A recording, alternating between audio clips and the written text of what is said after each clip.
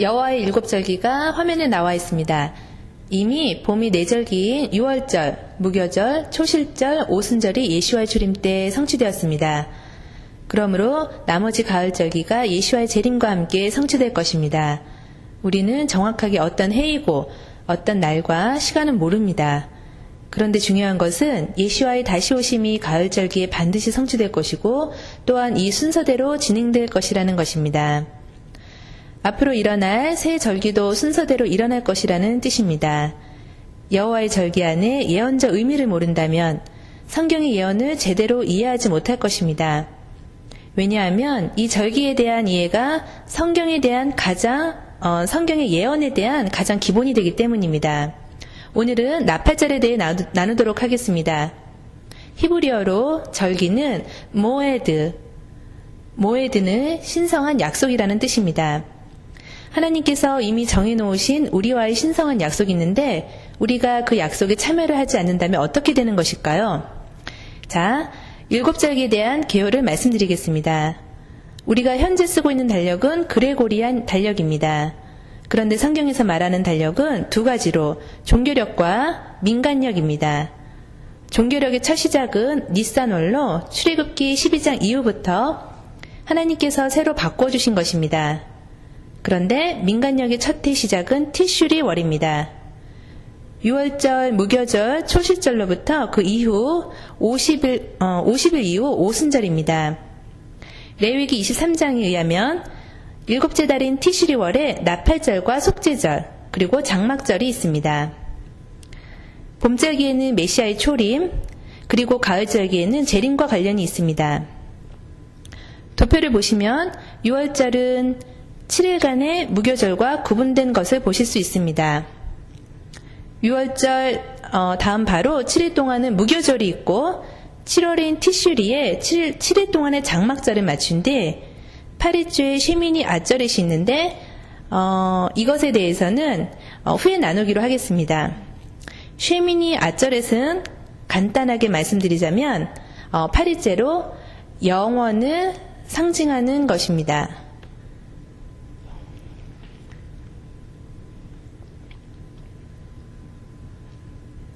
유대교에서는 나팔절을 로시 하샤나라고 부르면서 지구의 탄생일로 생각합니다.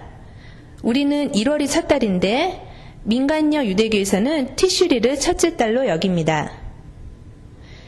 창세기 1장이 테초에로, 그것이 히브리어로 베르쉿입니다. 유대인들은 새해 첫날로 여겨 샤나토브라고 서로 인사를 합니다. 자, 따라해보세요. 샤나토브.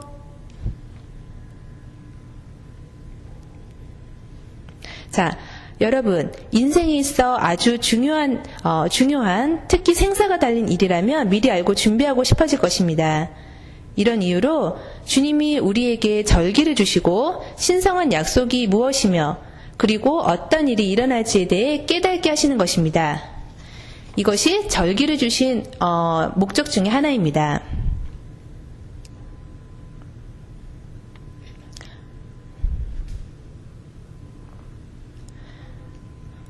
자, 레위기 23장 1절과 2절입니다.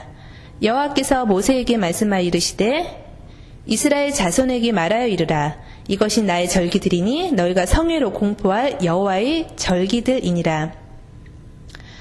절기는 히브리어로 모에드로 약속이라는 뜻입니다. 성회라는 뜻은 총연습이라는 뜻입니다. 이 말씀을 보면 공포하라고 되어 있습니다. 내가 가만히 혼자 알고 있는 것이 아니라 알리라는 것입니다. 그래서 제가 이렇게 공포하며 알리는 것입니다. 얼마나 중요한 뜻인지 깨닫게 되시기를 바랍니다. 나팔절, 속죄절, 장막절은 가을 새 절기입니다. 그럼 각 절기가 무엇을 의미하는지 알아보겠습니다.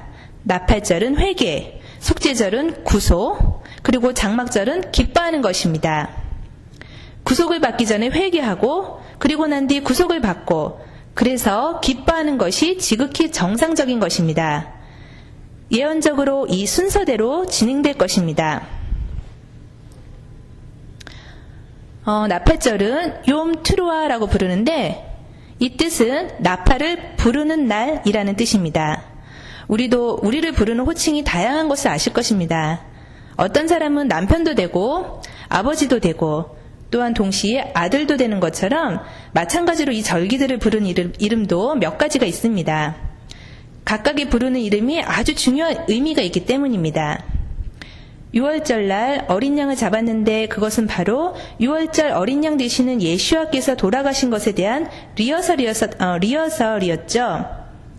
이러한 절기를 통해 어떤 영적 의미가 있고 또한 앞으로 일어날 일들에 대한 상징적 의미가 있는지 알아보도록 하겠습니다. 야곱의 환난은 바로 대환난을 의미하는데 제가 믿기로 그날이 그다지 멀지 않은 것 같습니다. 그리고 히브리어로 나쪼라 부르는 휴거가 있게 될 것입니다. 휴거에 대한 환난 전, 환난 후 등의 의견이 많은데 지금 그 날짜를 말하거나 예수와의 재림이 언제 올 것이라는 날을 말씀드리는 것이 아닙니다. 그것은 주님만이 아시겠죠? 확실한 것은 그다지 멀지 않았다는 것입니다.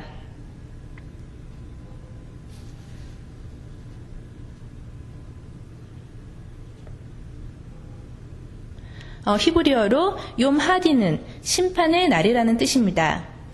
또한 책을 펴다 혹은 문을 열다의 뜻이 있습니다. 또 요마카세는 숨겨진 날이라는 뜻, 핫 키두시는 메시아와의 결혼이라는 뜻, 멀지 않아 일어날 것 같은데요. 하멜렉은 메시아의 대관식이라는 뜻입니다. 여러분 중 메시아가 왕관을 쓰시는 날 그 자리에 모두 참석하고 싶지 않으세요? 저는 당연히 그 자리에 있고 싶습니다. 메시아니 회중에서 욤 트루아와 욤 키퍼 행사를 할 때 찬양을 부르고 또한 소파를 부는데요. 이스라엘이 깨어나라고 소파를 부는 것이고 또한 왕께서 이 땅의 주권을 회복하시라는 것입니다.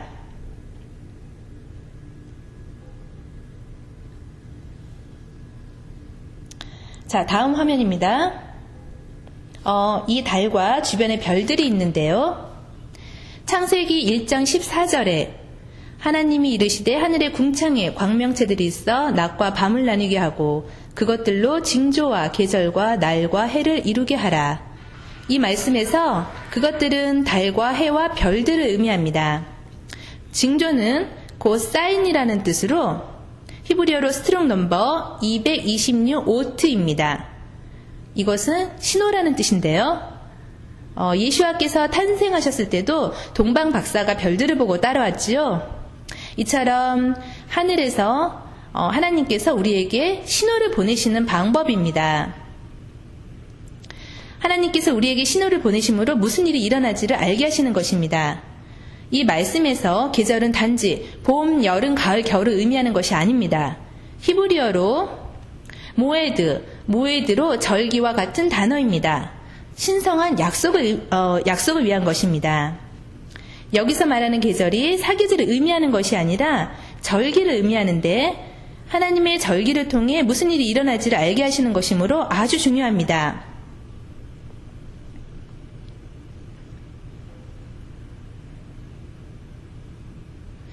무슬림이 쓰는 달력은 철저하게 음력을 기준합니다. 우리가 현재 일반적으로 쓰는 달력은 그레고리안 달력으로 양력입니다. 히브리 달력은 해와 달을 함께 쓴 달력입니다. 이 달력이 어디서부터 온 것일까요? 달력의 기원이 어디서부터 오신지 아십니까? 우리가 쓰는 달력은 무엇이라고 부르죠? 우리가 쓰는 달력을 그레고리안 달력이라고 합니다. 그 이름은 그레고리 교황으로부터 온 것입니다. 그리고 그는 줄리어스 시절을 따라 지은 것인데 원래는 주전 70년 전경에는 줄리어스 달력이라고 했습니다. 줄리어스 시절은 무엇을 상징할까요? 로마입니다. 바로 이교도 문화에서 온 것입니다. 이 미국의 지도를 보시더라도 색깔에 따라 다른 시간대를 갖고 있는데요. 하나님께서는 우리에게 다른 달력을 갖길 원하십니다. 우리는 물론 현대에서 쓰이는 달력을 사용해야 하지만 영적으로 주님과 함께 걷기 위해 하나님의 달력을 가지고 있어야 합니다.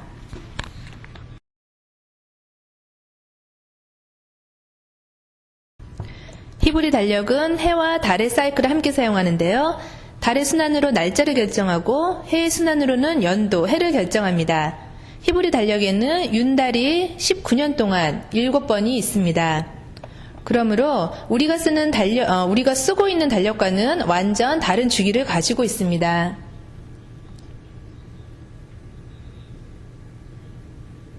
적그리스도는 하나님과의 정해진 시간을 우리가 갖는 것을 원하지 않습니다. 다니엘서 7장 25절을 보면 그가 장차 지극히 높으신 이를 말로 대적하며 또 지극히 높으신 이 성도를 괴롭게 할 것이며 그가 또 때와 법을 고치고자 할 것이며 성도들은 그의 손에 붙임바되어 한 때와 두 때와 반 때를 지내리라. 때와 법을 고친다고 나와 있습니다. 때는 영어로는 타임이라 나와 있는데요. 히브리어로 타임이 무엇인지 아십니까? 모에드로 신성한 약속이라는 뜻입니다. 적그리스도가 크리스찬으로 하여금 다른 달력을 따르게 하므로 어떤 일이 있을지에 대한 준비를 못하게 막는 것입니다. 사단이 너무 강교한 것 같지 않습니까? 심지어 그 일이 이제까지 성공을 해왔습니다. 만약 여러분이 사업을 하시는데 경쟁업체가 있습니다. 여러분이 사업상의 이유로 아주 중요한 약속이 있는데 갑자기 누군가 전화가 와서 이런저런 이유로 날짜를 바꿔야겠다고 해서 여러분이 그 약속 장소에 다른 시간에 나갔다면 사업을 함께하는 사람이 나타나지 않고 그렇게 되면 이런 상황은 정말 어떤 상황일까요? 그러므로 하나님의 시간표를 바꾸는 것은 단순한 문제로 끝날 것이 아닙니다.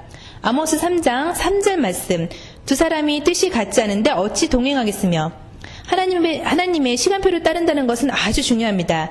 만약 제가 다른 사람과 함께 걷고 있는데 걷는 사람이 5발자국 정도 앞서간다면 어떻게 해야 될까요? 빨리 와! 이렇게 말하겠죠? 우리는 주님과 함께 보조를 맞춰 걷는 것이 중요합니다. 만약 배우자와 함께 휴가를 떠났는데 배우자는 캘리포니아로 나는 하와이로 가져간다면 어디로 가야 할까요? 둘의 의견이 일치를 보기 전까지는 행동으로 옮길 수가 없습니다. 이와 마찬가지로 하나님과 함께 동행하려면 하나님의 하시는 일에 동의하지 않으면 안 됩니다. 레위기 23장 공포하라는 말씀이 나오는데요. 공포하다는 뜻은 사람을 부르다라는 뜻입니다. 레위기 23장을 보시면 여호와께서 모세에게 말씀하여 이르시되 이스라엘 자손에게 말하여 이르라. 이것이 나의 절기들이니 너희가 성회로 공포할 여호와의 절기들이니라. 엿새 동안은 일할 것이요 일곱째 날은 쉴 안식일이니 성회의 날이라. 너희는 아무 일도 하지 말라. 이는 너희가 거주하는 각처에서 지킬 여호와의 안식일이라. 나팔절은 히브리 달력의 티슈리 달의 첫 달로 레위기 23장 24절 이스라엘 자손에게 말하 이르라. 일곱째 달 곧 그 달 첫날은 너희에게 쉬는 날이 되지니 이는 나팔을 불어 기념할 날이요 성회라. 이 날은 총연습을 하는 날인데요. 그렇다면 무엇을 기념하는 말씀입니까? 현충일은 참전 용사들을 기념하는 날입니다. 그런데 무엇을 기념하는 것일까요? 전쟁에서 전사한 군인들을 기념하고 기억하는 날입니다. 히브리어로 기념하다는 스트롱 넘버 2142로 자카로 표시하고 기념한다는 뜻입니다. 그래서 잊지 않도록 하는 것입니다. 기억하고 추억하는 것입니다. 여러분 각자에게도 기억하고 추억하고 싶은 일이 있으실 텐데요. 하나님도 그분의 자녀들이 기념하고 기억하기를 원하시는 것입니다. 우리는 잊어버리기를 좀 잘합니다. 그래서 하나님께서 이 절기가 우리들에게 기념일로 항상 기억할 수 있도록 해주시는 것입니다. 성경에서 하나님께서 우리가 그분을 기억하기를 원하신다고 말씀하고 있습니다. 그리고 그분도 우리를 기억하고 싶어 하십니다. 만약 주님이 어떤 나라나 개인을 기억하지 않으신다는 것은 그 나라나 사람이 버림을 받았다는 뜻입니다. 누가복음 13장 27절에 그가 너희에게 말하여 이르되 나는 너희가 어디에서 왔는지 알지 못하노라. 행악하는 자들아 모든 자들아 나를 떠나가라 하리라. 주님이 알지 못한다고 말씀하시는 것은 기억하지 못하신다는 뜻입니다. 우리가 그분의 뜻대로 그분을 기억할 때 그분 또한 우리를 기억하는 것입니다. 민수기 10장 9절 또 너희 땅에서 너희가 자기를 압박하는 대적을 치러 나갈 때에는 나팔을 크게 불지니 그리하면 너희 하나님 여호와가 너희를 기억하고 너희를 너희 대적에게서 구원하시리라. 이 말씀에도 기억하라라고는 말이 나와 있습니다. 이 구절을 보더라도 우리가 하나님을 기억하기를 원하십니다. 그리고 하나님도 우리를 기억하기를 원하십니다. 이 말씀에서 나팔을 크게 불면 하나님께서 우리를 기억하겠다고 하십니다. 이것은 마치 나팔을 부는 것이 부르짖으며 하나님 도와주세요 하는 것과 같은 것이겠죠. 말라기 3장을 보시면 16절에서 18절입니다. 그때 여호와를 경외하는 자들이 피차에 말하매 여호와께서 그것을 분명히 들으시고 여호와를 경외하는 자와 그 이름을 존중히 여기는 자를 위하여 여호와 앞에 있는 기념책에서 기록하셨느니라. 어떤 책이라고 하셨나요? 기념책입니다. 만군의 여호와가 이르노라 나는 내가 정한 날에 그들을 나의 특별한 소유로 삼을 것이요 또 사람이 자기를 섬기는 아들을 아낌같이 내가 그들을 아끼리니 그때 너희가 돌아와서 의인과 악인을 분별하고 하나님은 섬기는 자와 섬기지 아니하는 자를 분별하리라. 이 말씀은 슬기로운 다섯처녀와 미련한 다섯처녀에 대한 그리고 또 충성된 종과 악한 종에 대한 말 같군요. 그 다음 화면을 보시면 유대교에서 말하기를 이삭이 제물로 바쳐질 뻔했던 날과 나팔절이 같은 날이었다고 봅니다. 나팔절과 같은 날이라고 유대 역사에서 가르칩니다. 유대인들 사이에서 나팔절에 이삭을 제물로 바치려고 할 때 하나님께서 소파르 나팔 소리를 들으시고 심판 대신 자비와 용서를 하시게 되었다고 믿습니다. 순양이 뿔이 수풀에 걸려 있었던 것을 아시죠? 순양이 뿔이 걸려있던 것은 심판 대신 자비를 베푸신다는 것을 깨닫게 하는 것입니다. 이삭이 누구를 예표했죠? 바로 예슈아입니다. 예슈아를 기억하게 하시는 것입니다. 이삭을 기억하고 예슈아를 기억하는 것입니다.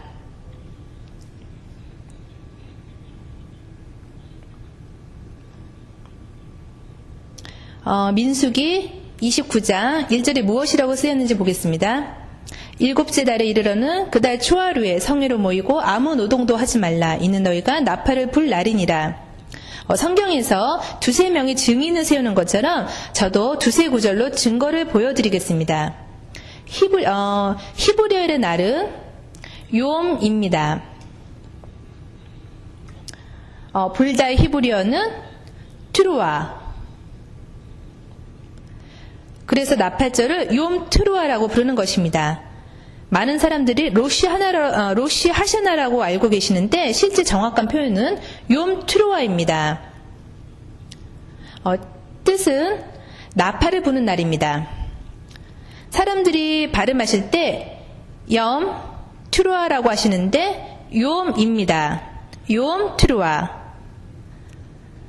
마찬가지로 속죄일도 욤이 아니라 욤 키푸어입니다. 그럼 트루아의 뜻을 알아보겠습니다. 트루아는 스트롱 넘버 8643, 전쟁의 준비, 함성이라는 뜻이 있습니다. 나팔을 불며 알리는데요. 기뻐하고 그리고 외치라는 것입니다.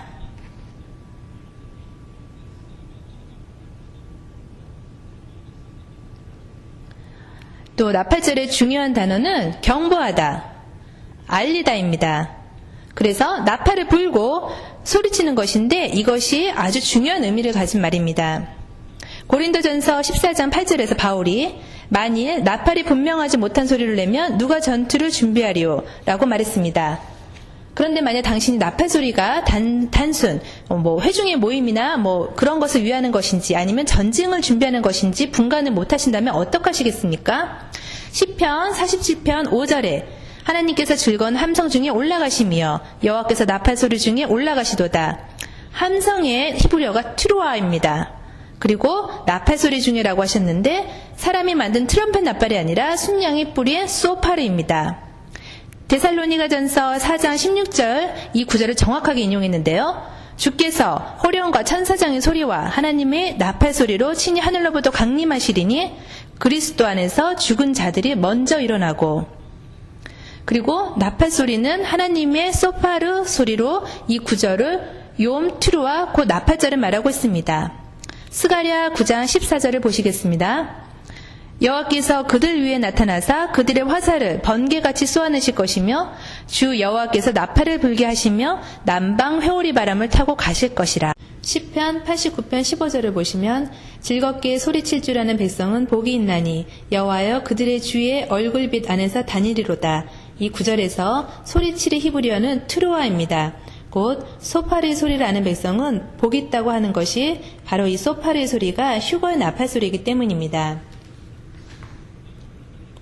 야곱의 환난에 대해 알아보겠는데 제가 왜 이런 일들이 머지 않았다고 말하는지에 대한 이유를 곧 알아보도록 하겠습니다.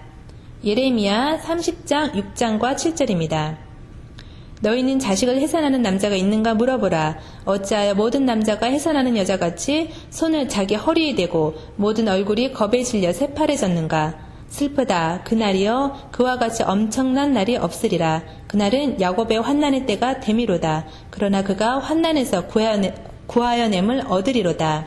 이사야 26장 17절 여호와여 잉태한 여인이 산기가 임박하여 상고를 겪으며 부르짖음같이 우리가 주 앞에서 그와 같으나이다. 이사야 13장 6절에서 8절 너희는 애곡할지어다. 여호와의 날이 가까웠으니 전능자에게서 멸망이 임할 것이미로다. 그러므로 모든 손에 힘이 풀리고 각 사람의 마음이 녹을 것이라. 그들이 놀라며 괴로움과 슬픔에 사로잡혀 해산이 임박한 여자같이 고통하며 서로 보고 놀라며 얼굴이 불꽃 같으리로다. 이런 상황이 어떠할지 상상이라도 하실 수 있습니까? 다니엘서 12장 1절 그때 내 민족을 호위하는 큰 군주 미가엘이 일어날 것이요 또 환난이 있으리니 이는 개국 이래로 그때까지 없던 환난일 것이며 그때 내 백성 중 책에 기록된 모든 자가 구원을 받을 것이라. 책에 기록된 자라고 나와 있는데 제가 앞에 욤트루아라는 책을 펴다 혹은 문을 열다라는 뜻이 있다고 말씀드렸습니다. 이 책을 펴다와 문을 열다가 열쇠가 되는 중요한 뜻이라고 말씀드렸는데요. 여기 중요한 열쇠가 되는 구절이 있습니다. 스바냐 1장 14절에서 16절입니다. 여호와의 큰 날이 가깝도다. 여기서 말하는 날이 어떤 날인가요? 환난 날을 말하는 것이죠. 가깝고도 빠르도다. 여호와의 날이 소리로다. 용사가 거기서 심히 슬피 우는도다. 그날은 분노의 날이요 환난과 고통의 날이요 황폐와 패망의 날이요 캄캄하고 어두운 날이요 구름과 흑암의 날이로다. 아주 어두운 날로 욤테루아 나팔절인데요. 나팔을 불어 경고하며 견고한 성읍들을 치며 높은 망대를 치는 날이로다. 나팔을 부는 바로 나팔절을 의미합니다. 마태복음 24장 7절 그리고 8절입니다. 민족이 민족을 나라가 나라를 대적하여 일어나겠고 곳곳에 기근과 지진이 있으리니 이 모든 것은 재난의 시작이니라. 여기서 재난이라는 단어의 헬라어 뜻은 아이를 해산할 때의 고통을 의미합니다. 그날은 아주 어두울 것이라고 말하고 있습니다. 가장 어두울 때를 의미합니다. 이제 주의 날이 어떨 것인지 감이 잡히십니까? 좋은 상황은 아닌 것 같군요.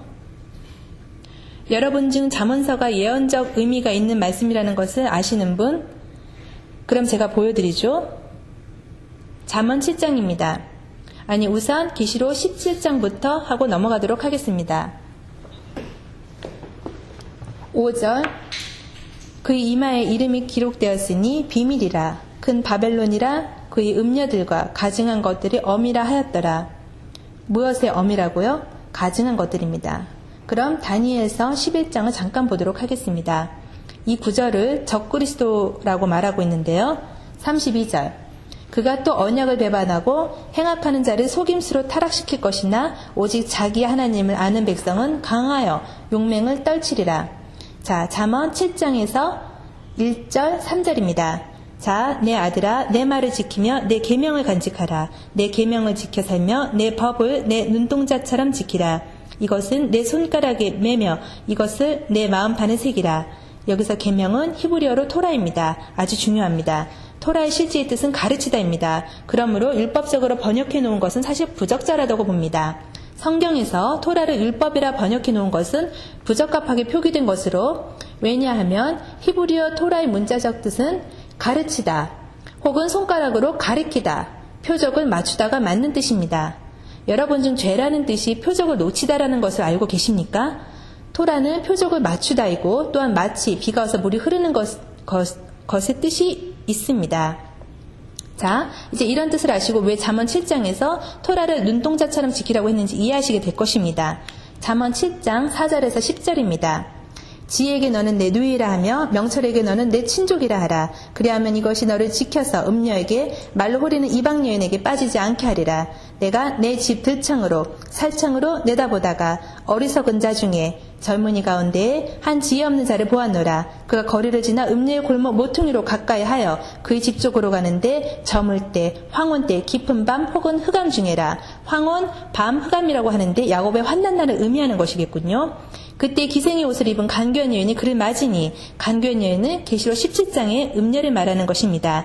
이 간교한 여인이 어떻게 하는지 13절에서 15절까지 보시면 그 여인이 그를 붙잡고 그 입맞추어 부끄러움을 모르는 얼굴로 그에게 말하되 내가 화목제를 드려 서원한 것을 오늘 갚았노라. 이 음녀가 종교적인 음녀라는 것을 알 수 있습니다. 이러므로 내가 너를 맞으려고 너와 내 얼굴을 찾다가 너를 만났도다. 마가복음 13장 34절을 보시겠습니다. 마가복음 13장 34절을 보시겠습니다. 가령 사람이 집을 떠나 타국으로 갈 때에 그 종들에게 권한을 주어 각각 사물을 맡기며 문지기에게 깨어 있으라 명한과 같으니 누가 타국으로 떠난다고 했습니까? 예수와입니다. 마태복음 25장을 보시겠습니다. 14절로부터 또 어떤 사람이 타국에 갈 때 그 종들을 불러 자기 소유를 맡긴과 같으니 각각 그 재능대로 한 사람에게는 금 5달란트를, 한 사람에게는 2달란트를, 한 사람에게는 1달란트를 주고 떠났더니 이 말씀에도 예수와께서 그분의 종들에게 일을 맡기시고 타국으로 떠난다는 뜻입니다. 마태복음 20장으로 또 다른 비유입니다. 천국은 마치 품꾼을 얻어 포도원에 들여보내려고 이른 아침에 나간 집주인과 같으니 집주인이 누구일까요? 예수와 주인이십니다. 그럼 다시 잠언 7장으로 가서 음녀가 무엇이라 말했는지 보겠습니다. 19절로부터 오라 우리가 아침까지 흡족하게 서로 사랑하며 사랑함으로 희락하자.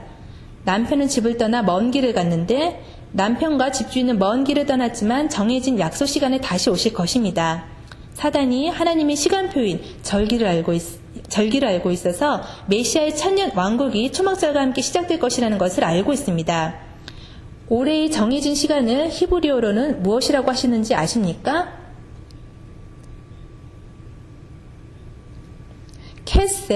캐세로 보름달입니다. 절기 중 보름달이 뜨는 날이 왜 중요할까요?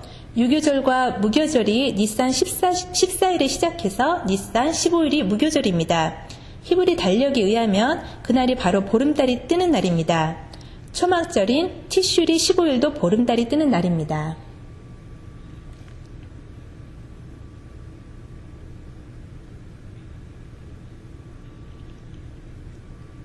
나팔절은 초승달이 쓰는 월삭입니다. 그러므로 절기로 보통 달이 뜨는 날이 되려면 초막절의 성취가 되어야 합니다. 그러므로 천년 왕국이 초막절에 시작된다는 뜻입니다. 그날이 도둑같이 온다고 했는데 누구에게 그런 일이 닥칠까요? 마크 목사님이 인터넷에서 적당한 그림을 찾으셨는데 무덤이 주위에 있네요. 계시록 3장 1절에서 3절입니다. 사대 교회의 사제에게 편지하라. 하나님의 7영과 7뼈를 가지신 이가 이르시되 내가 내 행위를 아노니 내가 살았다 하는 이름을 가졌으나 죽은 자로다. 어떤 자라고요? 죽은 자. 누구에게 말하고 있는 것인가요? 죽은 교회입니다. 너는 일어나 그 남은 바 죽게 된 것을 굳건하게 하라. 내 하나님 앞에 내 행위에 온전한 것을 찾지 못하였느니. 그러므로 내가 죽은 교회를 의미하죠. 어떻게 받았으며 어떻게 들었는지 생각하고 지켜 회개하라. 만일 일깨지 아니하면 내가 도둑같이 이르리니 어느 때나 내게 이르지는 내가 알지 못하리라. 도둑같이 이르는 것이 누구에게죠? 죽은 교회입니다. 그럼 다음 구절로 계시록 3장입니다. 라오디게아 교회에게 하시는 말씀입니다.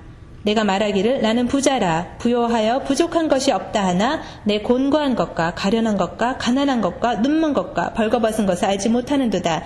내가 너를 권하노니 내게서 불로 연단한 금을 사서 부요하게 하고 흰옷을 사서 입어 벌거벗은 수치를 보이지 않게 하고 안약을 발라 사서 눈을 밝게 보게 하라. 계시록 16장 15절 보라 내가 무엇같이 오신다고요? 도둑같이 오리니 누구든지 깨어 자기 옷을 지켜 벌거벗고 다니지 아니하며 자기의 부끄러움을 보이지 아니하는 자는 복이 있도다. 이 말씀을 보더라도 라오디게아 교회에게 직접적으로 하시는 말씀입니다. 지키던 파수꾼들이 밤에 보초를 설 때 대제사장이 몰래 와서 이들이 자는지 안 자는지를 확인했습니다. 만약 이들이 자고 있으면 대제사장이 성전에서 불을 가져다가 그들의 옷 위에 불을 던져 옷이 불타게 하였습니다. 도둑같이 대제사장이 온 것이죠. 갑자기 당한 파수꾼들이 옷에 불이 붙어 놀라서 성전 뜰로 도망갔다고 합니다. 대제사장이 마치 한밤중에 예고 없이 도둑같이 온 것은 자고 있는 자들 때문입니다. 마태복음 25장 8절에서 13절, 슬기로운 처녀와 미련한 처녀 이야기입니다. 미련한 자들이 슬기 있는 자들에게 이르되 우리 등불이 꺼져가니 너희 기름을 좀 나눠달라 하니 슬기 있는 자들이 대답하여 이르되 우리와 너희가 쓰기에 다 부족할까 하노니 차라리 파는 자들에게 가서 너희 쓸 것을 사라 하니 그들이 사러 간 사이 신랑이 오므로 준비하였던 자들은 함께 혼인잔치에 들어가고 문이 닫힌지라. 미련한 처녀들은 말하는 것이죠. 그 후에 남은 처녀들이 와서 이르되 주여 주여 우리에게 열어주소서. 대답하여 이르되 진실로 너희에게 이르노니 내가 너희를 알지 못하노라 하였느니라. 미련한 처녀들에게 너희가 나를 기억하지 않았으니 내가 너희를 기억하지 않는다고 말씀하시는 것입니다. 그런즉 깨어있으라. 너희는 그 날과 그때를 알지 못하느니라. 누가복음 12장. 주인이 와서 종이 어떻게 하고 있다고요? 깨어있는 것을 보면 그 종들은 복이 있으리로다. 내가 진실로 너에게 이르노니 주인이 띠를 띠고 그 종들을 자리에 앉히고 나와 수종들리라. 주인이 혹 2경에나 혹 3경에 이르러서도 종들이 그같이 하고 있는 것을 보면 그 종들은 복이 있으리로다. 너희도 아는 바니 집 주인이 만일 도둑이 어느 때 이를 줄 알았더라면 그 집을 뚫지 못하게 하였으리라. 그러므로 너희도 준비하고 있으라. 생각하지 않은 때 인자가 오리라 하시니라. 베드로가 바로 무엇이라고 말했는지 보시기 바랍니다. 베드로가 주님이 하신 비유가 우리에게 하신 말씀입니까? 아니면 모든 사람에게 하신 말씀입니까? 모든 사람에게 하신 말씀이죠. 그 다음 구절을 보면 주님께서 지혜 있고 진실한 청지기가 되어 주인에게 그 집 종들을 맡아 때를 따라 양식을 나누어 자가 누구냐? 주인이 이를 때 그 종이 그렇게 하는 것을 보며 그 종은 복이 있으리로다. 그렇게 한다는 것은 깨어 있다는 것을 말씀하시는 것입니다. 내가 참으로 너에게 이르노니 주인이 그 모든 소유를 그에게 맡기리라. 이 구절을 잘 들어주십시오. 만일 그 종이 마음에 생각하기를 주인이 더디 오리라 하여 남녀 종들을 때리며 먹고 마시고 취하게 되면 누구의 종인가요? 바로 주님의 종입니다. 안 믿는 사람들이 아니라 준비가 안 된 믿는 자들을 말씀하시는 것입니다. 바리새인과 사두개인들에게 주님이 무엇이라 말씀하셨죠? 마태복음 16장 3절. 아침에 하늘이 붉고 흐리면 오늘은 날이 굳겠다 하나니 너희가 날씨는 분별할 줄 알면서 시대의 표적은 분별할 수 없느냐. 이들이 무슨 일이 일어나고 있는지를 이해하고 있지 못한다는 말씀입니다. 누가복음 19장. 이는 내가 보살핌 받는 날을 알지 못하면 이남이니라 하시니라. 이들이 준비가 되지 않았다는 말씀입니다. 제가 이제 말씀드리는 구절들을 들으시면 충격을 좀 받으실 것입니다. 역대상 12장 32절. 이사갈 자손 중에서 무엇을 안다고요? 시세를 알고 이스라엘이 마땅히 행할 것을 아는 우두머리가 200명이니 그들은 그 모든 형제를 통솔하는 자이며. 그 다음 구절은 수백 번도 더 읽으셨겠지만 이런 깨달음을 갖지 못하셨을 것입니다. 데살로니가전서 5장. 형제들아, 때와 시기에 관하여는 너희에게 쓸 것이 없음은 주의 날이 언제 온다고요? 밤에 도둑같이 이를 줄을 너희 자신이 자세히 알기 때문이라. 그들이 평안하다 안전하다 할 때에 임신한 여자에게 해산의 고통이 이름과 같이 멸망이 갑자기 그들에게 이르리니 결코 피하지 못하리라. 그 다음 구절. 형제들아, 너희는 어둠에 있지 아니하며 그날이 도둑같이 너희에게 임하지 못하리니. 물론 우리는 어느 해인지는 모릅니다. 그러나 이들은 약속된 시간이 언제이고 하나님의 시간표를 이해하고 있었기 때문입니다. 깨어있는 사람들에게는 도둑같이 임하지 않는다는 뜻입니다. 나팔절에 이 일이 있을 줄 알지만 단지 어느 해인지는 모를 뿐입니다. 에스겔 33장 2절. 인자야 너는 내 민족에게 말하여 이르라. 가령 내가 칼을 한 땅에 임하게 한다 하자. 그 땅 백성이 자기들 가운데 하나를 택하여 파수꾼을 삼은 그 사람이 그 땅에 칼이 임함을 보고 나팔을 불어 백성에게 경고하되 그들이 나팔 소리를 듣고도 정신 차리지 아니하므로 그 임하는 칼에 제거함을 당하면 그 피가 자기 머리로 돌아갈 것이라.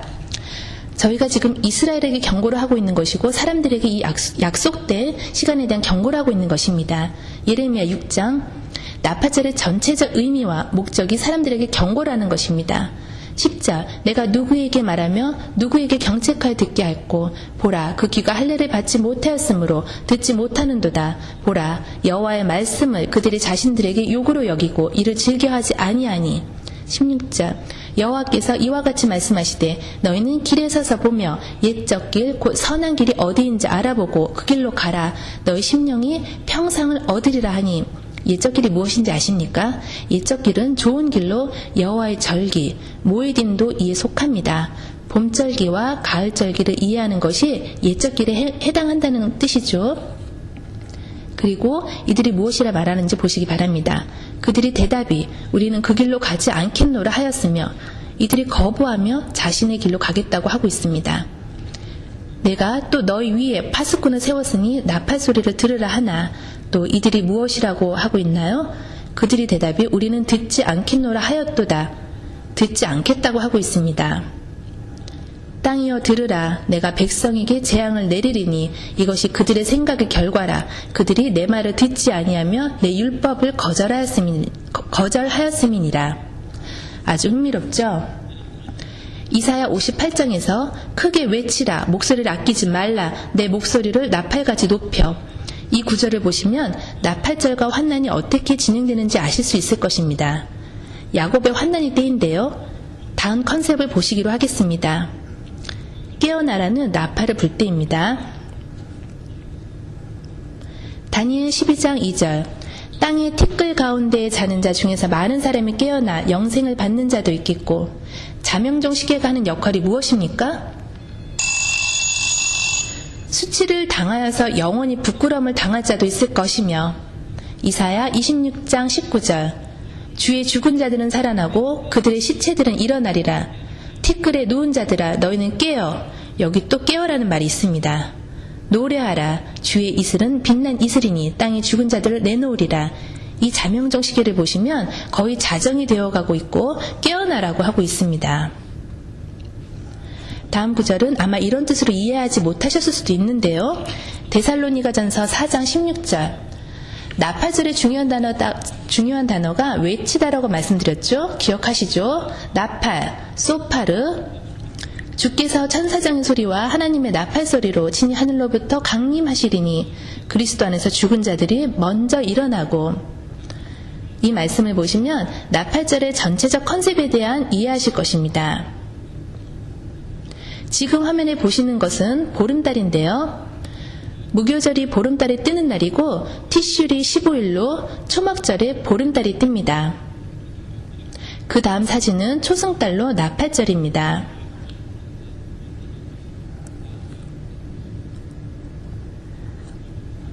여러분, 제가 하는 말을 잘 들어주시기 바랍니다. 관용구를 제가 가르쳐 드리겠습니다. 디아스포라의 뜻을 아십니까? 유대인들이 바벨론과 전 세계로 흩어졌는데요. 흩어져 있어도 절기를 꼭 지켰죠. 나팔절이 유일하게 그 달의 첫날에 지키는 절기로 나머지 다른 절기들은 달의 중간이나 첫 주 다음입니다. 바벨론에 만약 있었다면 그 당시는 핸드폰이 없었죠. 어떻게 흩어진 유대인들에게 이 나팔절을 지키게 할 수 있었을까요? 산에 불을 내서 알아보게 했는데 하루 지난 뒤 보면 이미 끝났을 테니 그래서 이틀 동안을 지키도록 한 것입니다. 긴 하루라고 알려져 있기도 합니다. 왜 이틀 동안 지킬까요? 초승달이 떴을 때 흩어졌던 사람들이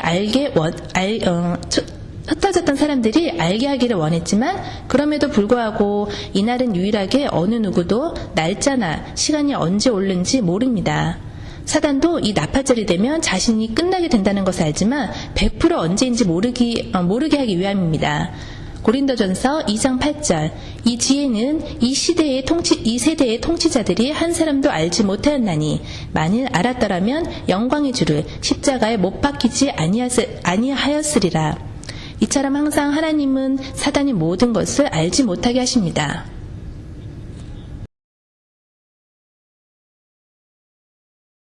이날은 투시리 달의 첫날로 이틀 동안 지키고 초승달이 뜨는 날입니다. 누구도 날과 시를 모르게 하기 위함입니다. 이해가 되십니까? 나팔절이라는 것은 알지만 정확한 날짜와 시간은 모릅니다.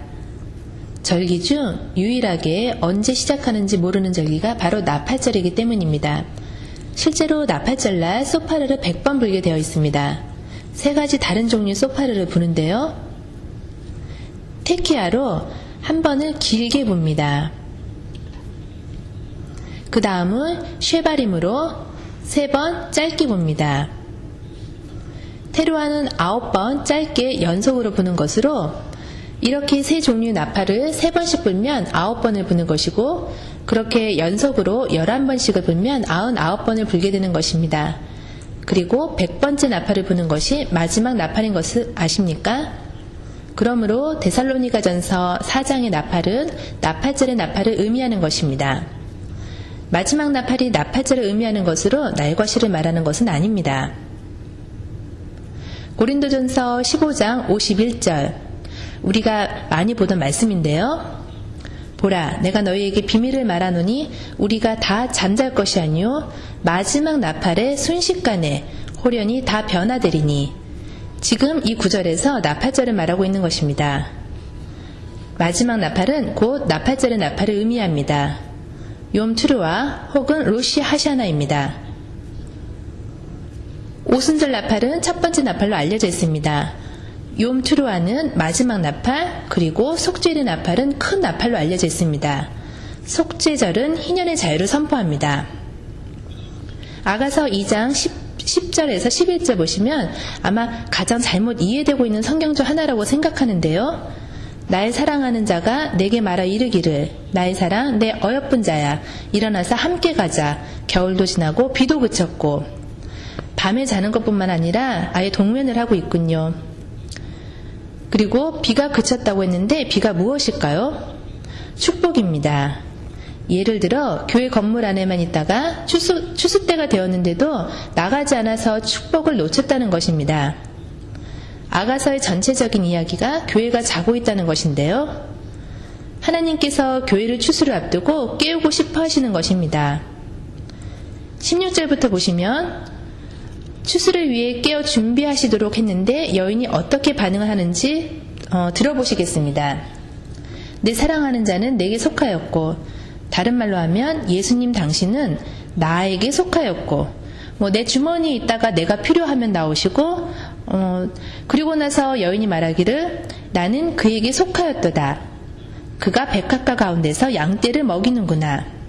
17절 내 사랑하는 자야 날이 저물고 그림자가 사라지기 전에 돌아와서 베데르산의 노르와 어린 사슴 같을지라. 여기서 베데르라는 히브리어의 뜻은 분리라는 뜻입니다. 다시 말하면 나는 집에 있을 테니 당신이 나가서 추수를 하라고 하는 상황인 것입니다. 이렇게 돼서 그 결과 어떤 일이 일어나는지 아가서 3장 1절과 2절을 보도록 하겠습니다. 내가 밤의 침상에서 마음으로 사랑하는 자를 찾았노라. 찾아도 찾아내지 못하였노라.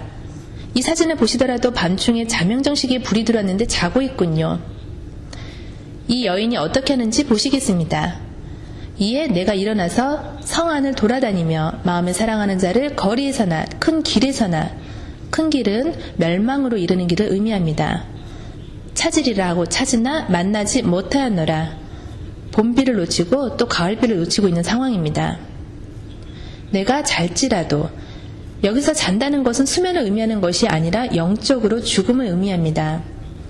마음은 깨었는데 심장이 뛰더라도 겨우 살았다는 정도로 뛰겠죠? 날 사랑하는 자의 소리가 들리는구나. 문을 두드려 이르기를. 여기서 문을 두드리는 것은 똑똑하면서 두드리는 정도가 아니라 쾅쾅 두드리는 정도입니다. 나의 누이, 나의 사라, 나의 비둘기, 나의 완전한 자야, 문을 열어다오. 내 머리에는 이슬이, 내 머리털에는 밤이슬이 가득하였다 하는구나.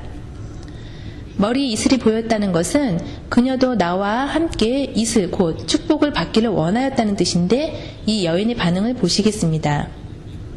내가 옷을 벗었으니 어찌 다시 입겠으며 내가 발을 씻었으니 어찌 다시 더럽히야마는. 이 여인의 반응은 귀찮다는 듯이 옷을 다시 입겠냐고, 그리고 발도 씻었는데 더럽히게 왜 부르냐는 식입니다. 내 사랑하는 자가 문틈으로 손을 들이밀매 내 마음이 움직여서 일어나 내 사랑하는 자를 위하여 문을 열 때 몰약이 내 손에서, 몰약의 집이 내 손가락에서 문빗장이 떨어지는구나. 이 여인이 문을 닫은 것뿐만 아니라 아예 빗장까지 걸어 잠그고 있었네요. 이 여인은 간절한 마음으로 메시아가 다시 오시는 것을 기다리지 않았던 것입니다. 이 여인은 자고 있었고 메시아가 오셨을 때 미적미적하면서 문을 열려고 하였습니다. 그러면서 하는 말이, 내가 내 사랑하는 자를 위하여 문을 열었으나 그는 벌써 물러갔네. 그가 말할 때에 내 혼이 나갔구나. 내가 그를 찾아도 못 만났고 불러도 응답이 없었노라. 이것이 절기에 대해 관심을 갖지 않고 있다가 놓치는 것 같은 상황입니다. 브리카다샤 신약 성경 예배서서 5장 14절. 그러므로 이르시기를 잠자는 자여 깨어서 죽은 자들 가운데서 일어나라. 그리스도께서 너에게 비추시니라 하셨느니라. 정확하게 아가서의 상황을 아가서 상황에 대해 말씀하시는군요. 여기 심판의 날, 곧 책을 펴는 날, 문을 여는 날에 대한 좋은 예가 있습니다. 여러분, 항상 하나님께서는 우리에게 심판을 하시기 전에 경고를 먼저 주고 싶어 하시는 것을 아십니까? 하나님이 먼저 경고를 주시기를 원하십니다. 40이라는 숫자는 우리를 시험하시고 경고하시는 것을 의미합니다. 모세가 금송아지 사건 이후 40일을 속죄했던 것을 아십니까? 그리고 주님이 광야에서 40일을 계셨고요. 12정탐꾼이 며칠 동안 정탐을 하였죠? 40일입니다. 민수기 13장 24, 25절. 포도송이가 있는 곳을 에스골 골짜기라고 불렀는데요. 여러분이 이 말씀을 읽었을 때 무엇을 의미하는지 아셨습니까? 대추수가 가을에 있을 것이고 가을절기에 대한 말씀입니다. 며칠 동안 정탐을 하였죠? 40일입니다. 헤브론은 이 포도송이를 발견한 곳이고, 또 헤브론에 대해 무엇을 아십니까? 헤브론에 누가 묻혀있던 곳이죠? 바로 아브라함, 이삭, 야곱입니다. 정탐꾼들이 아낙 자손이 거인 같은 것에 초점을 맞추었죠. 지금은 엘룰월, 첫째 날로부터 40일을 회개하는 기간입니다. 엘룰이 30일과 티슈리월의 10일 더해 숙제일까지 며칠인가요? 40일입니다. 이 40일이 예시야가 광야에서 시험 받으신 기간으로 시험과 연단의 기간입니다. 그리고 40일 기간 중 마지막 10일 동안은 경외의 날입니다. 세례 요한이 예시야를 엘룰월 1일의 세례를 주셨습니다. 그리고 난 뒤 40일 뒤 나사렛의 회당에 가셔서 주의 성령이 내게 임하셨으니 이는 가난한 자에게 복음을 전하게 하시려고 내게 기름을 부으시고 나를 보내사 포로된 자에게 자유를, 눈먼 자에게 다시 보게 함을 전파하며 눌린 자를 자유롭게 하고 라고 말씀하셨는데, 이 날은 속죄일로 레위기 25장을 보시면 희년의 속죄일에 이런 자유를 선포할 수 있습니다. 계시록 14장 17절. 또 다른 천사가 하늘에 있는 성전에서 나오는데 역시 예리한 낯을 가졌더라. 또 불을 다스리는 다른 천사가 제단으로부터 나와 예리한 낯 가진 자를 향하여 큰 음성으로 불러 이르되 내 예리한 낯을 휘둘러 땅에 포도송이를 거두라. 그 포도가 익었느니라 하더라. 이것은 가을절기 때문입니다. 여기에 볼이나 밀이라고 써있지 않습니다. 이것들은 이미 초림 때 성취되었습니다. 다시 말씀드리자면 이 구절은 가을절기에 대해 말하고 있는 것입니다. 여러분 중 법정에 가셔서 재판 중이라는 사인을 보신 적 있으세요? 욤투르와 곧 나팔절은 책이 열리면서 하늘의 심판이 시작되는 날입니다. 시작되는 때이죠. 그리고 10일 뒤인 속죄일에 각각에게 판결이 내려지는 때입니다. 유대교에서는 매해마다 나팔절 날은 하늘의 법정의 재판이 시작되어 책이 열려 하나님께서 각 사람의 행위를 보시고 판결을 하시게 된다고 믿고 있습니다. 사진에 저울이 보입니다. 재판도 어떤 사람의 손에 의해 어떤 사람의 인생이 달려서 진행되는데요. 우리의 인생이 주님의 손에 달린 것을 아시는 분, 우리에게 책이 닫히고 심판을 받기까지 10일의 회개할 시간이 주어집니다. 모든 사람들이 천국의 심판대에 서게 되는데요. 고린도후서 5장 10절, 이는 우리가 다 반드시 그리스도의 심판대 앞에 나타나게 되어 각각 선악간에 그의 몸으로 행한 것을 따라 받으려 함이라. 제가 믿기로 이 일이 나팔절에 시작될 것입니다. 고린도전서 3장 13, 15절, 각 사람의 공적이 나타날 터인데 그 날이 공적을 밝히리니 이는 불로 나타내고 그 불이 각 사람의 공적이 어떠한 것을 시험할 것임이라. 불에 의해 드러난다고 말씀하고 계십니다. 다니엘서 7장 10, 11, 다니엘서와 계시록을 비교해서 보시기 바랍니다. 불이 강처럼 흘러 그의 앞에서 나오며 그를 섬기는 자는 천천히요 그 앞에 모셔선 자는 만만이며 심판을 베푸는데 책들이 펴놓였더라. 이 말씀을 보시면 나팔절인 것을 알 수 있습니다. 책이 펴져 있고 심판이 진행되는 제가 말씀드린 그 장면입니다. 그때 내가 작은 불이 말하는 큰 목소리로 말미암아 주먹가에 보는 사이에 짐승이 죽임을 당하고 그의 시체가 상한 바 되어 타오르는 불에 던져졌으며, 계시록 5장 11절, 내가 또 보고 들으매 보좌와 생물들과 장로들을 둘러선 많은 천사의 음성이 있으니 그 수가 만만이요 천천이라. 큰 음성으로 이르되 죽임을 당하신 어린 양은 능력과 부와 지혜와 힘과 존귀와 영광과 찬송을 받으시기 합당하도다 하더라. 내가 또 들으니 하늘 위에와 땅 위에와 땅 아래와 바다 위에와 또 그 가운데 모든 피조물이 이르되 보지 앉으신 이와 어린 양에게 찬송과 존귀와 영광과 권능을 세세토록 돌릴지어다 하니, 제가 나팔절이 또한 대관식이라고 말씀드리지 않았나요? 이 장면이 바로 대관식 장면입니다. 계시록 20장 11, 12. 또 내가 크고 흰 보좌와 그 위에 앉으신 이를 보니 땅과 하늘이 그 앞에서 피하여 간데 없더라. 심판을 의미합니다. 또 내가 보니 죽은 자들이 큰 자나 작은 자나 그 보좌 앞에 서 있는데 책들이 펴 있고 또 다른 책이 펴졌으니 곧 생명책이라. 죽은 자들이 자기 행위를 따라 책들에 기록된 대로 심판을 받으니, 이 말씀을 보시면 나팔절은 책이 펼쳐진 날로 심판을 받고 진행되는 날이라는 것을 알게 되셨을 것입니다. 문이 열리는 것과 관련이 있는데요.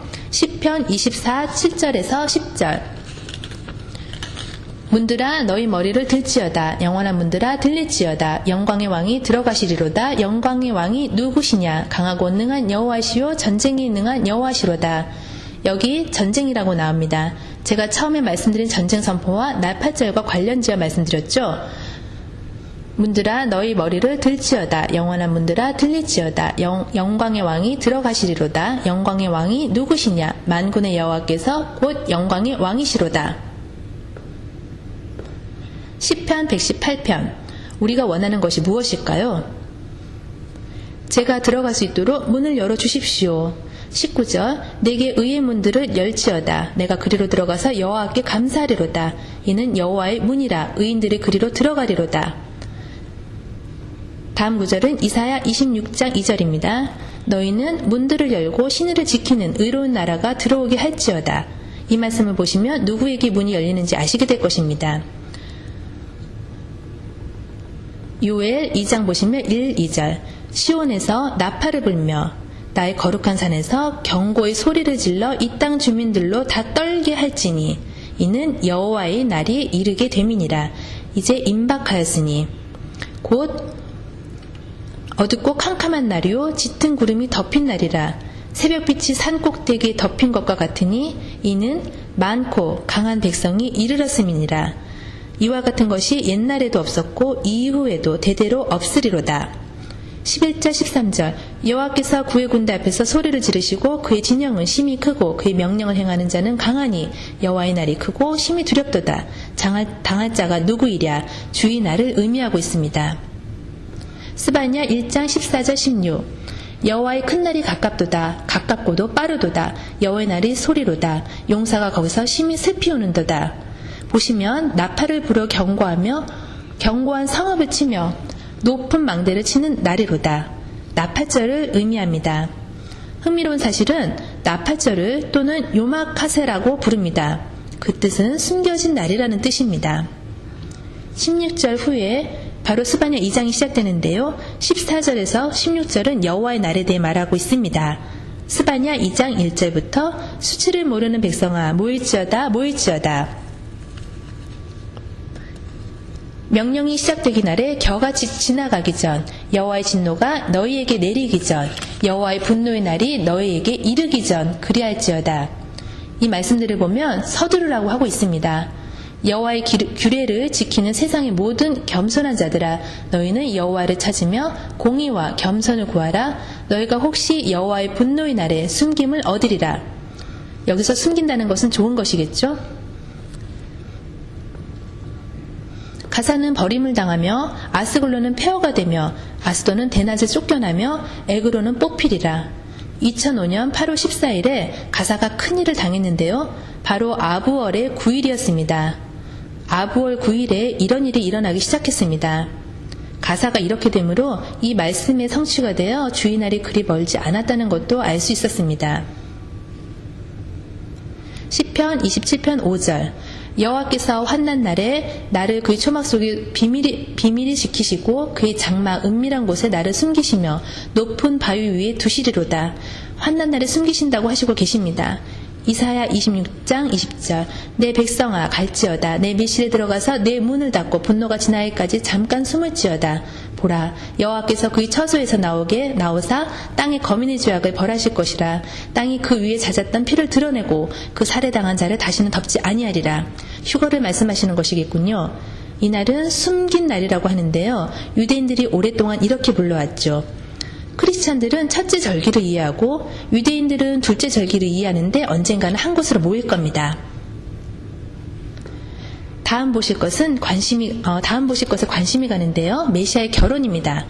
여러분 중 주님과 결혼하기를 원하시는 분 당연히 결혼해야겠죠. 요엘 2장 15절 16절 너희는 시온에서 나팔을 불어 거룩한 금식일을 정하고 성회를 소집하라. 백성을 모아 그 모임을 거룩하게 하고 장로들을 모으며 어린아이와 젖먹는 자를 모으며 신랑을 그 방에서 나오게 하며 신부도 그 방에서 나오게 하고. 이 말씀을 보면 결혼날이 나팔을 부는 날과 같은 것을 보실 수 있습니다. 그 신방의 의미는 후파를 의미합니다. 후파를 보신 적 있으십니까? 유대인들은 항상 후파 아래서 결혼을 합니다. 흥미로운 것은 신부가 결혼할 때 신랑의 이름을 부르는데 예레미야 23장 6절 그의 이름은 여호와 우리 공이라 일컬음을 받으리라. 그리고 예레미야 33장을 보시면 16절 뒤에 여호와는 우리의 의라는 이름을 얻으리라. 그분의 이름을 이렇게 부른다는 것입니다. 유대인의 결혼은 두 절차가 있는데요. 에롯이는 정원하는 것이고 케두시는 결혼의 완성입니다. 제가 말씀드리는 이 사실을 아시면 놀라게 되실 것입니다. 이 사진은 엘리에셀이 이삭의 아내인 리브가를 찾으러 간 장면입니다. 과거에는 부모님이 주로 결혼을 주선하였습니다. 신랑이 신부의 집에 갈 때 세 가지를 일반적으로 준비해 갑니다. 결혼 지참금, 약혼서약서, 그리고 포도주입니다. 만약 딸이 있는 집에 남자가 오면 부모는 미심쩍어하며 왜 우리 집에 왔으며 우리 딸을 어떻게 하려느냐 할 것입니다. 그러면서 이 세 가지를 가지고 왔는지 확인할 것입니다. 지참금이 서로 간에 승인되는 잔에 포도주를 따름으로 정원서역이 합법화가 되는 것입니다. 정원 단계는 완전히 결혼해서 함께 사는 단계는 아닙니다. 이 단계에서 물론 남편과 아내라고 서로 부를 수는 있습니다. 창세기 24장 53절을 보면 은금, 폐물과 의복을 꺼내어 리브가에게 주고 그의 오라버니와 어머니에게도 보물을 주니라. 창세기 24장을 보면 리브가가 허락해야 했습니다. 리브가를 불러 그에게 이르되 내가 이 사람과 함께 가려느냐? 그가 대답하되 가겠나이다. 신부도 항상 동의해야 합니다. 리브가는 이삭을 한 번도 본 적이 없이 결혼을 결정합니다. 베드로전서 1장에 보면 흥미로운 표현이 있는데요. 8절에 예수를 너희가 보지 못하였으나 사랑하는도다. 이제도 보지 못하나 믿고 말할 수 없는 영광스러운 즐거움으로 기뻐하니. 우리도 주님을 실제 본 적이 없지만 우리가 동의하고 결혼하기로 한 것과 마찬가지입니다.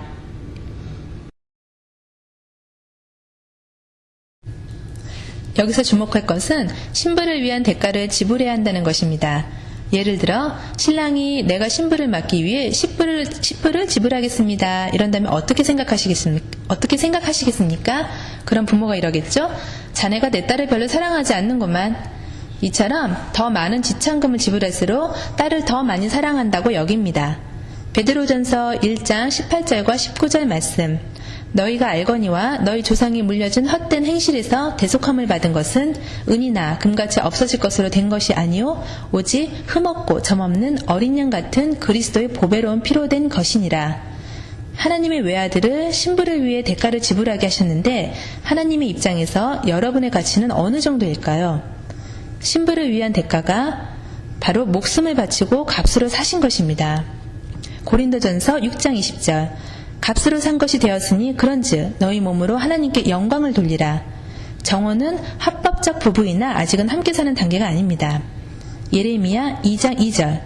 하나님께서 이스라엘에게 상기시킵니다. 가서 예루살렘의 귀에 외칠지니라. 여호와께서 이와 같이 말씀하시기를 내가 너를 위하여 내 청년 때의 인애와 내 신혼 때의 사랑을 기억하노니 곧 씨 뿌리지 못하는 땅 그 광야에서 나를 따랐음이니라. 호세야 2장 19절. 내가 내게 장가들어 영원히 살 때 공의와 정의와 은총과 긍휼히 여김으로 내게 장가들며 진실함으로 내가 장가들리니 내가 여호와를 알리라. 이것은 이스라엘이 메시아에게 돌아온다는 예언입니다. 이 사진에 나온 곳이 유대교회에서의 결혼 계약서인 케투바입니다. 여기에 어떤 내용이 써있냐면 신부가 신랑의 약속, 신부의 권리가 포함됩니다. 이게 바로 성경 아닌가요? 성경이 곧 케투바로 신부의 값이 메시아의 죽음으로 치루어졌고 신랑의 약속과 신부의 권리가 담겨 있습니다. 로마서 10장 9절 10절 보시면 사람이 마음으로 믿어 의에 이르고 입으로 시인하여 구원에 이르니라. 우리는 입으로 시인하고 고백하여야 한다는 것입니다. 출애굽기 19장에서 이스라엘과 정언하는 장면입니다. 모세가 여호와의 말씀을 다 이스라엘 백성에게 전하니 이들이 혹은 우리가 I do 하겠습니다 하고 하는 장면입니다. 예배소서 4장 7절. 우리 각 사람에게 그리스도의 선물의 분량대로 은혜를 주셨나니. 고린도전서 12장 1절. 형제들아 신령한 것에 대하여 나는 너희가 알지 못하기를 원하지 아니하노니. 유대인의 결혼의 절차에도 주님이 다 이 과정을 밟으십니다. 그리고 나서 포도주를 마십니다. 그 다음은 물세례, 미크바로 신부가 물로 세례를 받도록 하는데 이것은 새 생활을 하겠다는 결단의 의식입니다. 과거의 길을 따르는 것이 아니라 다른 길을 따르며 이스라엘의 어머니가 되는 과정을 배우는 것입니다. 에스겔 16장 8절 9절. 물로 내 피를 씻어 없애고 신부의 값이 지불되었고 이스라엘의 어머니와 아내로서 그리고 남편을 기쁘게 하기 위해 그리고 신랑이 오시는 날을 손꼽아 기다리고 주님을 기쁘게 하기 위해 기다리는 것이 바로 우리가 하고 있는 일들입니다. 그 다음에 잔을 나누고 난 뒤 아버지 집에 가서 신부를 위한 약속을 합니다. 내가 먼저 가서 거할 처소를 준비하리라. 어디서 좀 많이 들어본 말 같지 않습니까? 이 거할 장소가 아버지의 집입니다. 요한복음 14장에 내가 너희를 위하여 거처를 예비하러 가노니 라고 말씀하셨습니다. 제가 재미있는 것을 가르쳐드리죠. 유대인의 결혼식 날 신랑에게 무언가 물어보면 신랑은 제 아버지만이 아십니다 라고 대답할 것입니다. 왜냐하면 아버지가 바로 결혼을 주관하시는 분이기 때문입니다. 그래서 주님이 아버지만 아신다고 하는 것은 아주 전형적인 유대인의 대답인 것입니다. 신랑이 호령과 나팔소리와 함께 옵니다. 욤 트루아를 생각나게 하는군요. 마태복음 25장을 보면 밤중에 호령이나 소리가 납니다. 밤중에 소리가 나니 보라 신랑이로다 맞으러 나오라 하매 신랑이 신부를 아버지 집으로 데려가므로 결혼이 완성됩니다. 마지막으로 혼인잔치가 벌어집니다. 어린 양의 혼인잔치입니다. 신약 말씀이 구약 말씀에 모두 다 있다는 것을 아십니까? 신약이 구절을 주셔도 구약에서 찾을 수가 있습니다. 심지어 비유까지도요. 이사야 62장 5절 마치 청년이 처녀와 결혼한 같이 내 아들들이 너를 취하겠고 신랑이 신부를 기뻐함 같이 내 하나님이 너를 기뻐하시리라. 유대인의 결혼 과정이 어떻게 진행되는지 나오는 것입니다. 누가복음 14장을 보시겠습니다. 16절부터 이르시되 어떤 사람이 큰 잔치를 베풀고 많은 사람은 청하였더니 잔치할 시각에 그 청하였던 자들에게 종을 보내어 이르되 오소서 모든 것이 준비되었나이다 하매 다 일치하게 사양하여 한 사람은 이르되 나는 밭을 샀으며 아무래도 나가보아야 하겠으니 청컨대 나를 양해하도록 하라 하고 이게 말이 된다고 생각하십니까? 계시록 19장입니다. 7절 우리가 즐거워하고 크게 기뻐하며 그에게 영광을 돌리세 어린 양의 혼인기약이 이르렀고 그의 아내가 자신을 준비하였으므로 9절 어린 양의 혼인잔치에 칭함을 받은 자들은 복이 있도다 하고 다음 사진은 이스라엘입니다. 아마겟돈 골짜기입니다. 아마겟돈 골짜기를 보시면 특이한 것이 있습니다. 자세히 보시면 비행기 활주로가 보이실 것입니다. 보이십니까? 그런데 비행기 활주로가 좀 이상하죠? 비행기가 하나도 없습니다. 날아다니는 것이 아무것도 보이지 않습니다. 공군이 지하에 주둔해 있습니다. 갑자기 나타나서 비행하겠죠? 아마겟돈 골짜기는 실제 큰 골짜기입니다.